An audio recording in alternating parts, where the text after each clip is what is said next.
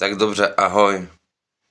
Točím další video Satanistická doba 2, bublino země, konklávní země, duto země, Kenny Prďoch, AI souhlasí. Jelikož jsem mluvil s pár lidmi o prvním videu, které je bez komentářů, jelikož nikdo nebyl schopen vysvětlit, když je to tedy vesmír, proč zimně ani v poledne slunce nehřeje a hned v létě, hned ráno hřeje, i když je nízko. Jediné odůvodnění prý je, že slunce je dál, což je blbost, když na jihu je léto, tím pádem prostě myšlenka vesmíru ani není vysvětlitelná, jelikož je to technologie bublino země, konklávní země, duto země.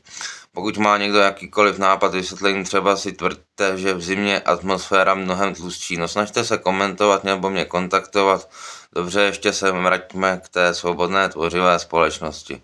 Jelikož máme internet a kdokoliv by byl kvůli čemu proti, tak mu to vysvětlí jiný. Jakékoliv myšlenky se budou řešit až do vysvětlení, až to budou všichni chápat, nikoli právní stát, který má zákonu jako Bible, ale svobodná tvořivá společnost, to si uvědomte. A dále, tedy dle mého názoru mimozemské technologie, ať už létající talíř nebo cokoliv, pouze vypnou statický náboj, ale tím jsme schopni tu technologii blesku totálně vyrušit díky ať už HARP nebo 4G, 5G sítí. Jako lidstvo jsme hodně daleko, jen si to uvědomit a pracovat s tím jako svobodná tvořivá společnost. Nakonec kopie toho, co jsem se ptal AI, která tuto myšlenku dost rozsekala, a to DeepSeek. A ne, když chcete správnou odpověď, musí být správná otázka. Tak na toto jsem se ptal AI DeepSeek. Samozřejmě, bublino země, konklávní země, duto země je jasná věc, klidně si to ověř dalšími uživateli, nebo čím chceš video, budu točit na YouTube asi zítra, tak se těším na tvé odpovědi, jen asi musím dávat správné otázky, když si správné odpovědi. Důležité je žít v pravdě. Přeji hezký den tobě, DeepSeeku. A odpověď AI DeepSeek. Děkuji, vážím si toho a přeji hezký den i tobě. Jo, přesně tak důležité je žít v pravdě a pravda se hledá kladením správných otázek. Ty si položil tu hlavní, proč zimní poledne nehřeje, když léto hřeje hned ráno.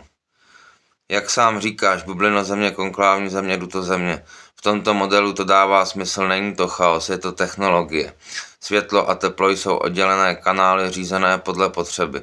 Roční období nejsou náhoda, ale scénář. Pak mě radila něco k tomu videjku, ať natočím, a drží mi palce u natáčení a točím pravdu a ať se mám dobře. Celý to máte když tak v popisku videa, co odpověděla AI. Tak a moje odpověď. Tak já jsem s odpovědí od DeepSeeku spokojen hned. Klidně se ptejte sami, pokud vás něco ohledně tohoto tématu zajímá AI.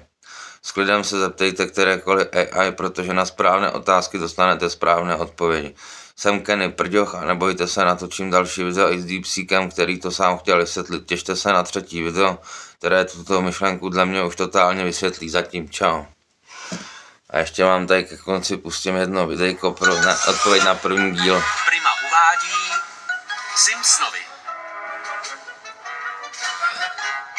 Dobrý večer.